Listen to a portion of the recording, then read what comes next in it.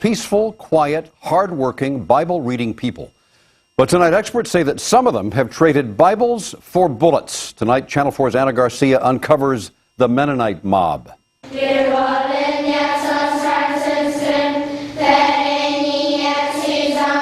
These people are vicious and will do anything. Nobody thinks that they would be hauling narcotics because they're blonde hair, blue-eyed.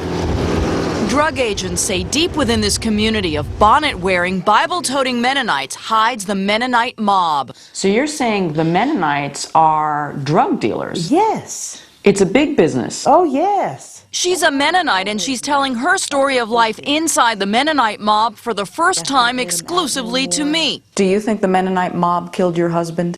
Oh, yeah.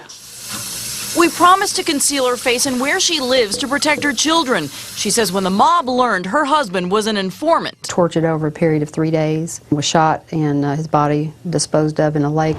A lake in Mexico, because that's where investigators say the mob runs its operation, from this campo or Mennonite colony in Chihuahua. From here, drugs are smuggled into Oklahoma for distribution in North America. Investigators here in Oklahoma say the Mennonite mob is as ruthless and as dangerous as any drug gang. I'd draw a comparison to the mafia. How did this all start? These deeply religious anti-war Christians fled Canada in the 20s to avoid the draft and colonized in Mexico. I'm born in Mexico. And like their Amish cousins, Mennonites live much as they did 500 years ago, farming and making cheese. They sing and speak in a German that's rarely spoken anymore, marry within their family, and shun outsiders. Apparently, hard times push some into farming a new crop. Are a lot of Mennonites in the colony smoking pot? Oh, yeah. Loni Wright, director of the Oklahoma Bureau of Narcotics. They produce, transport, and distribute marijuana in the United States and in Canada.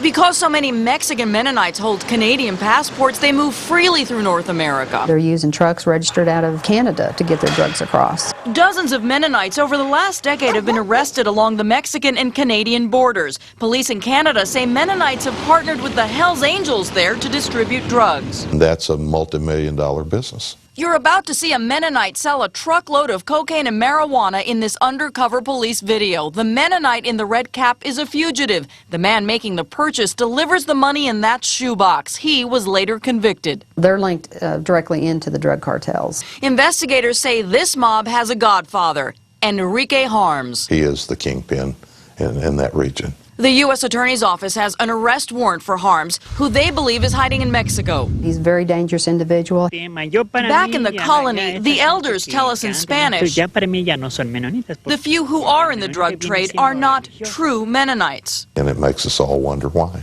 Faithful Mennonites in the colony cling on to their old ways and pray for this modern problem to go away. As for the widow, You're not Mennonite anymore? I don't want to be anymore. she says the simple life isn't always better. Ana Garcia, Channel 4 News. Alcohol and drugs are forbidden in the church, but drug abuse is so widespread, a rehab center has been opened in Mexico. We also want to make clear this investigation involved only a small group within the Mennonite community, which numbers all told more than 1 million worldwide.